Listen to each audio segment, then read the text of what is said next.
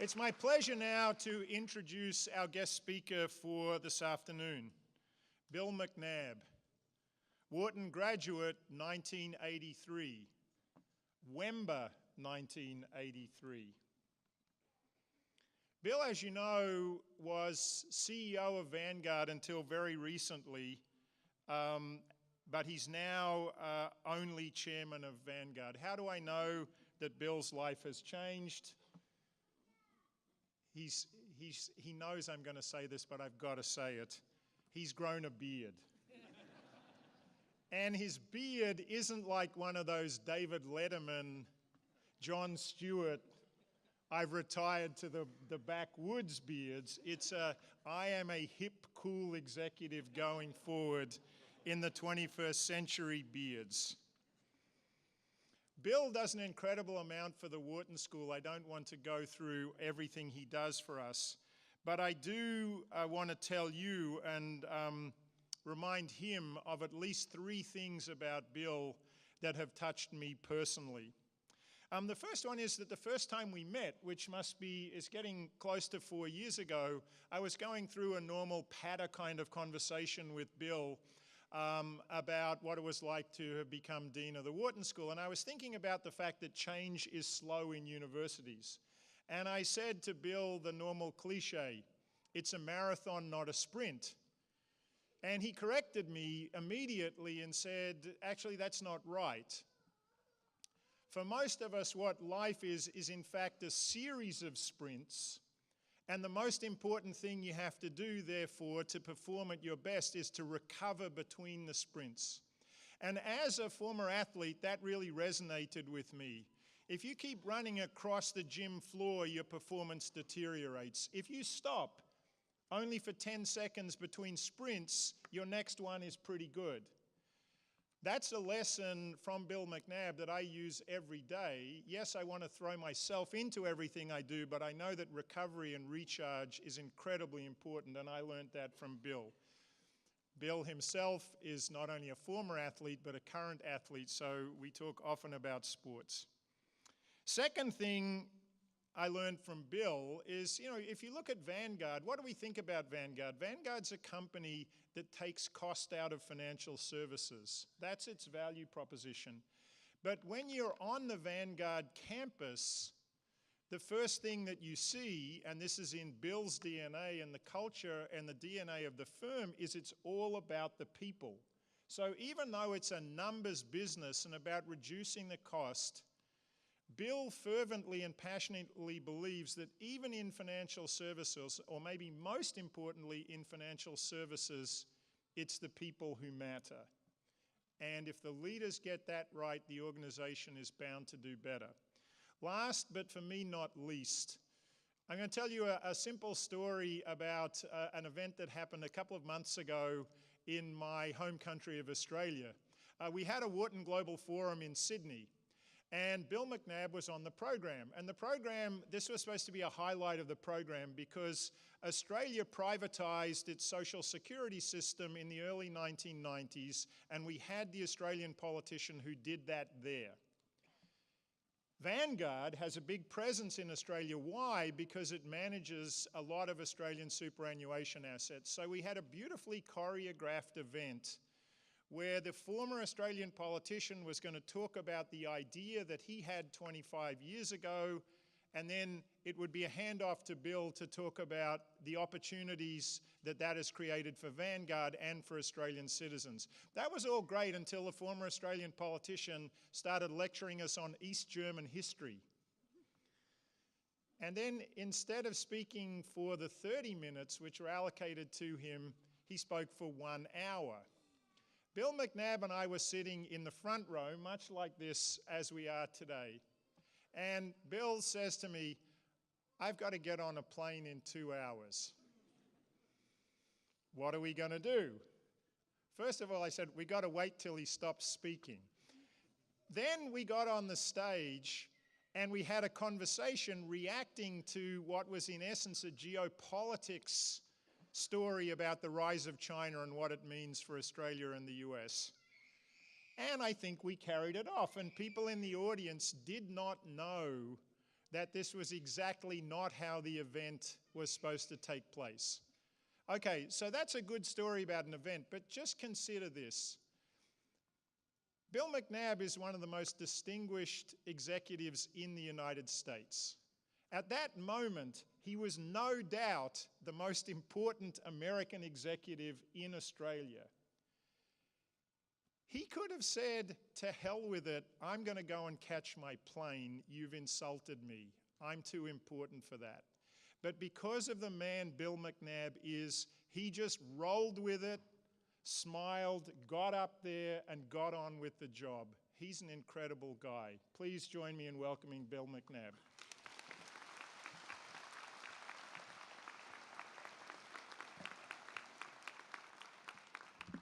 Thank you, Jeff, for those way too kind words.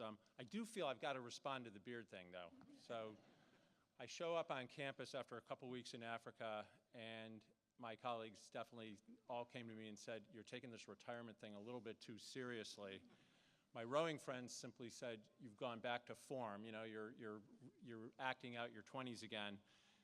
The most important reaction was my grandsons, who rubbed my face and said, oh, it's like our fuzzy stuffed animals, and that's what they like. So hearing all the kids in the audience right now actually brings that right back to mind. So, this is a really an amazing event, and I want to start with just a huge congratulations to the class of 2018. This is an unbelievable accomplishment.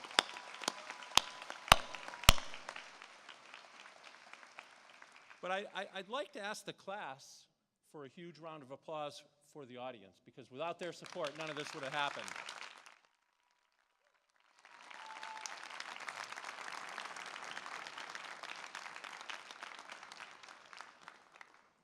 As Dean Garrett said, 35 years ago, I had the privilege of graduating from Wharton, and I have to tell you, you're just joining an incredible family, and the commitment the school has to lifelong learning and to continuing to help all of its graduates pursue their dreams and aspirations is just second to none.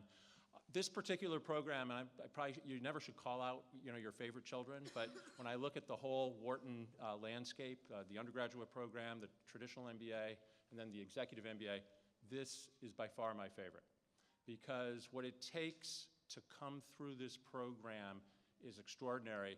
And I would tell you that the people who do this and the people who get to this graduation state have already exhibited, at least from my perspective and my 35 years in the business world experience, the two most important traits that successful individuals have.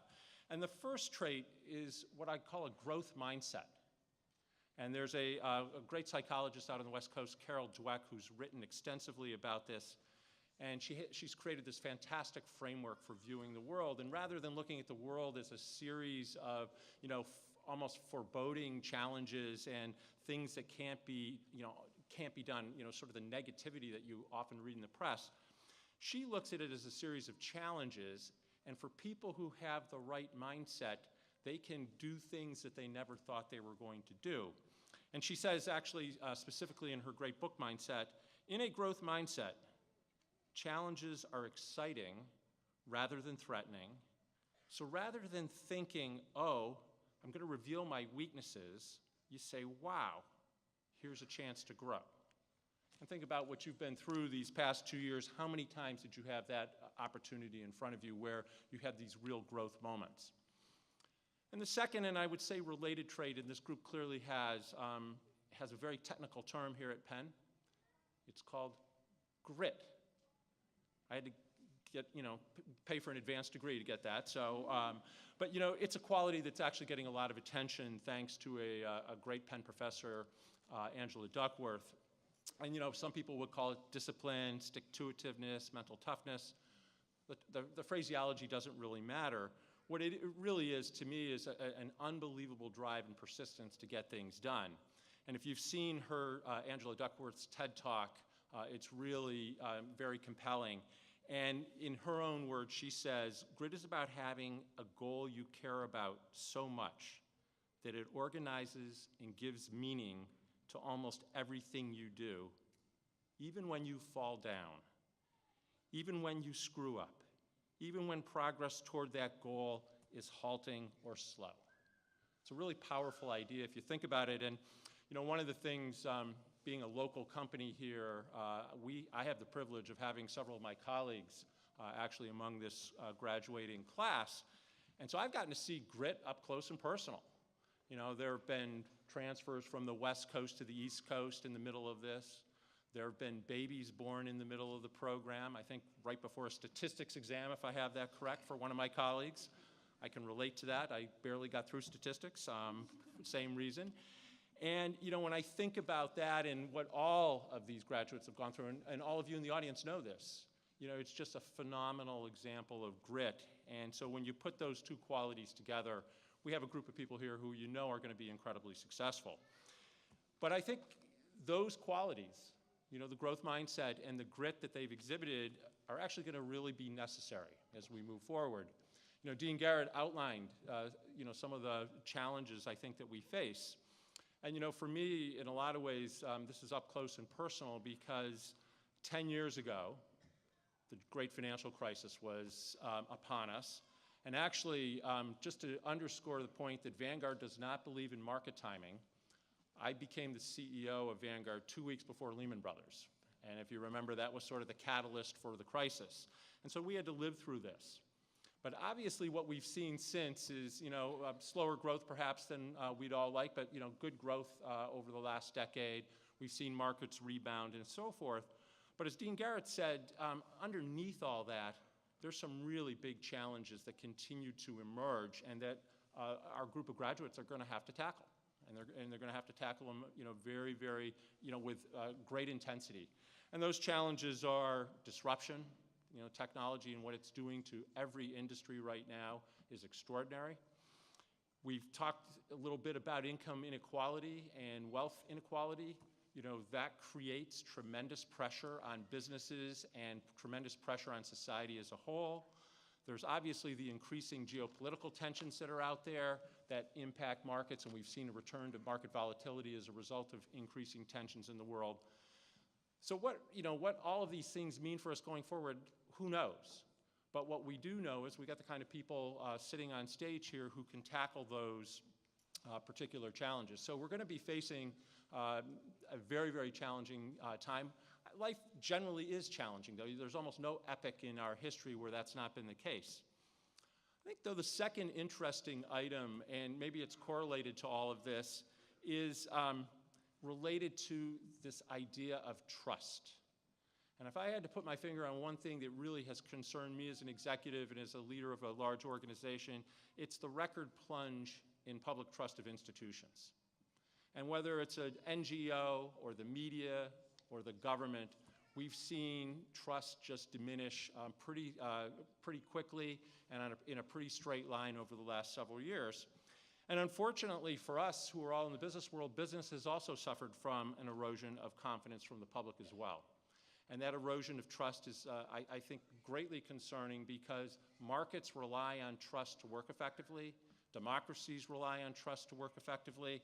And so when you look at all of that and you combine it with the first set of issues I described, you're going back to an incredibly challenging environment. It's very uplifting day before Mother's Day, right? But here's the thing. I think these guys have all the things that they need to tackle it. Their Wharton education, their grittiness, their growth mindset are going to be very, very powerful additions to their repertoire, if you will, as they go forward. I thought, though, I might just add 4 or 5 things that I've learned since I got out of Wharton and things that have been additive, if you will, to the Wharton education and this idea of a growth mindset and grit. And, they're practical. Hopefully, they're just simple takeaways that you can take with you, take back to the workplace. And the first one is going to sound so obvious that it's almost ridiculous, but it's an incredibly important thing, and it's first, you always have to do the right thing. There's far too commentary out there around business decisions being, an ethical issue, an ethical position or a good business decision. We believe very strongly at Vanguard, and I think I speak for everybody on stage, that it's not or, it's and. Good ethical decisions are good business decisions. And if you have integrity and you act with integrity over the long run, you're going to have a very winning strategy.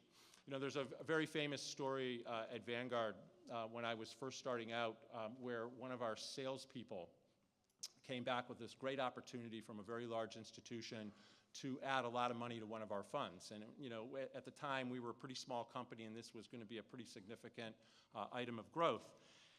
And the portfolio manager actually refused to take the new client because the new client had indicated that the institution was going to be a short-term investor, and the portfolio manager had calculated that this would be very detrimental to the long-term investors in the fund.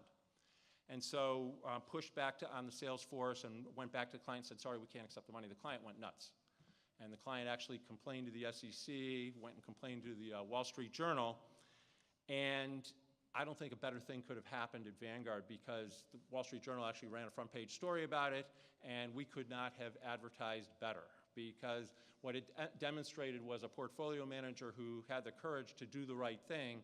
Actually, in the long run, we had more clients come to us because of that decision than the short-term gain we would have made.